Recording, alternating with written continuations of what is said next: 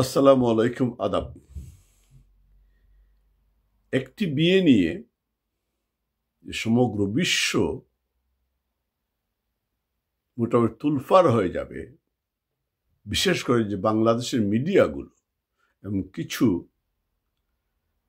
YouTuber এত সমালোচনা মুখর হয়ে উঠবে, এটা আমার বোধগম্য হচ্ছে না। মনে হচ্ছে টেলিভিশনে বা পত্রিকায় নিউজ এসেছে, তারা ওই বিয়েতে গিয়েই ছিল উদ্দেশ্যমূলকভাবে একটা নিউজ করার জন্য ছবি, এবং ওইভাবে ছবিটা তুলেছে। হ্যাঁ, স্বীকার করছি আমি যে বিয়েটা হয়েছে গত রবিবার, বিয়েটি ছিল যুক্তরাজ্য আওয়ামী লীগের সাধারণ সম্পাদক সাজিদুর রহমানের ছেলের বড় ছেলে বিয়ে। সে ডাক্তার, তার ওয়াইফও ডাক্তার। বিলেতে এর চেয়ে অনেক জাঁকজমকপূর্ণ বিয়ে হয়, অনেক টাকা খরচ করে বিয়ে হয়, তা নিয়ে সমালোচনার কোনো কারণ নেই, অথবা কোনো মিডিয়ারও দৃষ্টি যাওয়ার কথা নয়, কারণ মিডিয়ার একটা বিষয় না, এটা একটা সামাজিক বিষয়। কিন্তু এই বিয়েতে কেন এত দৃষ্টি আকর্ষণ? অনেক আগের থেকেই মিডিয়া মনে হচ্ছিল ক্যামেরা তাক করে আছে বিয়ের দিকে, যে কারণ বিয়েটি হচ্ছে যুক্তরাজ্য আওয়ামী লীগের সাধারণ সম্পাদক তার ছেলের বিয়ে, এবং সেইখানে স্বাভাবিকভাবেই তার সহকর্মীরা আসবেন, কমিউনিটি নেতৃত্ব আসবেন, পাশাপাশি যারা এই খুনি সরকারের, জঙ্গি সরকারের মবের ভয়ে, জেলের ভয়ে অথবা জীবনের ঝুঁকি বিবেচনায় দেশ ত্যাগ করতে বাধ্য হয়েছেন। কেউ বেলজিয়ামে আছেন, কেউ লন্ডনে আছেন, কেউ আমেরিকায় আছেন, বেশিরভাগই ভারতে আছে। স্বাভাবিকভাবে যারা ইউরোপে আছে, তারা সেই নেতা, এমপিরা, মন্ত্রীরা বিয়েতে আসবে, সেটাই স্বাভাবিক। এটা নিয়ে তো তুলফার করার কারণ ছিল না। আমরা যারা সাধারণ কর্মী, তৃণমূলের কর্মী, আমরাও যেভাবে বিয়েটি হওয়ার কথা ছিল, যেভাবে হয়েছে সেইটা, বা যেভাবে পাবলিসিটি হয়েছে, সেই বিষয়টিকে আমরাও কিন্তু মেনে নিতে পারিনি।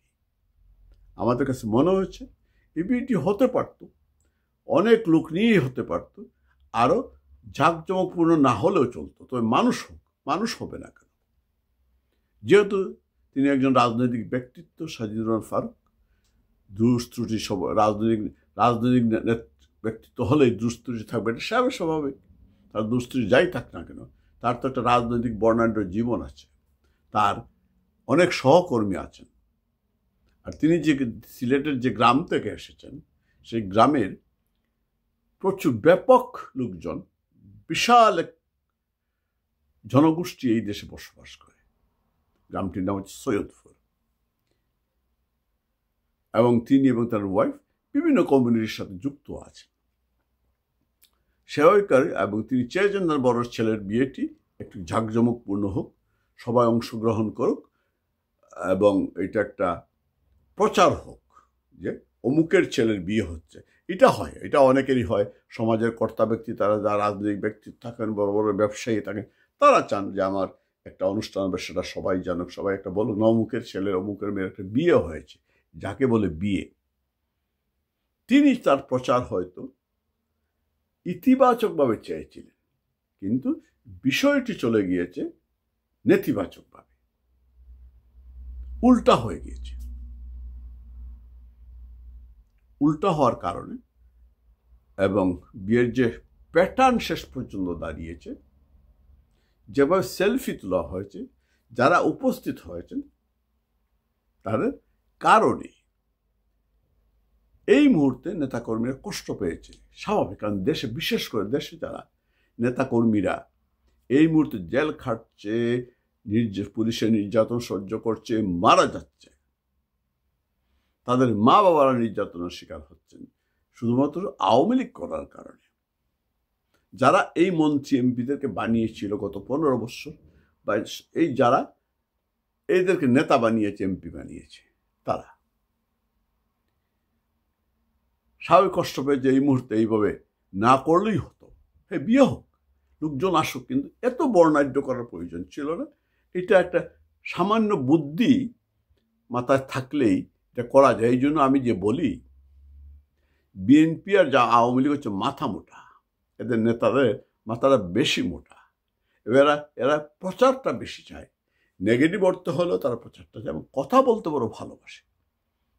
কথা বলতে এরা অনেক আমি আমরা দেখেছি যখন সরকারি ছিল তখন মন্ত্রীরা অবান্তরে কথা বলতেন, বিতর্কের সৃষ্টি হতো, এবং কথা বলার জন্যই কিন্তু এক সময়ের তুকুর এবং ত্যাগী ছাত্রনেতা ওবায়দুল কাদের অত্যন্ত বিতর্কিত হয়েছেন যখন আওয়ামী লীগের সাধারণ সম্পাদক। ওনার কথাবার্তার কারণে। ব্যক্তিগত ওবায়দুল কাদের আমি যতটুকু জানি সেরকম লোক নয়। আমি তার সাথে আমাদের সময় ছাত্রলীগের প্রেসিডেন্ট ছিলাম, একটা ব্যক্তিগত ভালো সম্পর্ক ছিল। যে কথাটা বলতে চাচ্ছি, আমরা নেতাকর্মীরা কষ্ট পেয়েছি যে এইভাবে না হলো, এবং আমি নিজেই সমালোচনা করেছি এবং বিভিন্ন জায়গায় কথা বলেছি। এখন আসি, এইটা কি জাতীয়ভাবে প্রচারিত হওয়ার বিষয় ছিল? ছিল না। কেন হয়েছে? মন্ত্রী এমপিদের উপস্থিতি এবং তার সমালোচনা কারা করছে? মন্ত্রী এমপিদের। কারণ তাদের যারা সমালোচনা করছে, বিশেষ করে ইউটিউবাররা, যে দুজনের নাম ধরে আমি বলতে পারি, মাসুদ কামাল, মাহবুব আলম পান্না এবং মাসুদ কামাল, দুজনের বক্তব্য আমি শুনেছি এবং তাদের বক্তব্য আমি রেগুলার শুনি। যদিও এই দুইজন আমাদের পক্ষের লোক না, কিন্তু তাদের সমালোচনা অনেক সময় এই সরকারের বিরুদ্ধে যায়। এরা অন্তত মুক্তিযুদ্ধের পক্ষে কথা বলে, মুক্তিযুদ্ধের চেতনার পক্ষে কথা বলে, বঙ্গবন্ধু বলে, আওয়ামী লীগ দরদি না। এবং মাসুদ কামাল তো সরাসরি আমি মনে করি একেবারে ডাইরেক্ট বিএনপির পেইড সাংবাদিক। নাহলে যে গত 15 বছর যেভাবে বিএনপির দালালি করেছে, এখনও কিন্তু সে আবার যখন কথা বলে তার কথাবার্তা বিএনপির পক্ষেই যায়। আমি যখন সমালোচনা করে অথবা যে আওয়ামী লীগের পক্ষে বলতে গিয়ে অনেক সময় কিন্তু তার পক্ষের কথাগুলো তার আসলে আওয়ামী লীগকে পিঞ্চ করা, আওয়ামী লীগের সমালোচনা করার মতো। অর্থাৎ সে আওয়ামী লীগকে যে সহ্য করতে পারে না, এটা পরিষ্কার। তারপরে শুনি, কারণ এখান থেকে কিছু কথাবার্তা জানার চেষ্টা করি। গতকালকে তার এই বিয়ে নিয়ে যে কথাটা, যে ইউটিউবার মাহবুব পান্নাও সমালোচনা করছেন, তবে কিছুটা শালীন ছিল।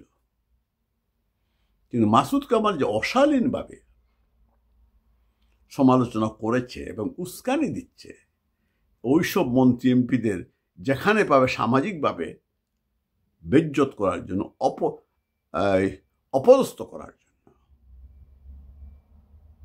তাদের অপরাধ, তারা নাকি হাজার হাজার কোটি টাকা চালান করে, পাচার করে বিদেশে এসে রাজকীয় জীবনযাপন করছে এবং কর্মীদেরকে মৃত্যুর মুখে ঠেলে দিয়ে তারা এখানে আনন্দ উল্লাস করছে।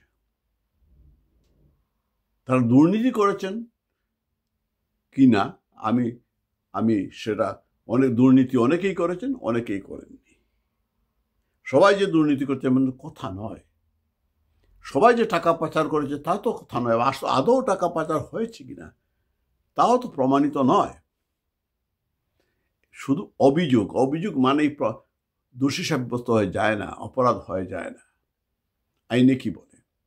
এদের বিরুদ্ধে অভিযোগ আছে যে টাকা পাচার করেছেন, দুর্নীতি করেছেন। তো স্বাভাবিক, এই যে সরকার এখন ক্ষমতায়, তারা তো তাদের বিরুদ্ধে এই কথা বলবেই, এবং বিচারও হতে পারে, তাদের সাজাও হতে পারে। কিন্তু আসলে বিচার হবে কি? সত্যিকারের ন্যায় বিচার হবে কি? আসলে কি তারা এত টাকা পাচার করেছেন? দুর্নীতি করেননি আমি সেটা বলতে পারবো না, টাকা পাচার করেননি সেটা আমি হলফ করে বলতে পারছি না। কিন্তু যেভাবে ঢালাওভাবে বলা হচ্ছে, তা কি সত্যি থেকে আসলেই সত্যি?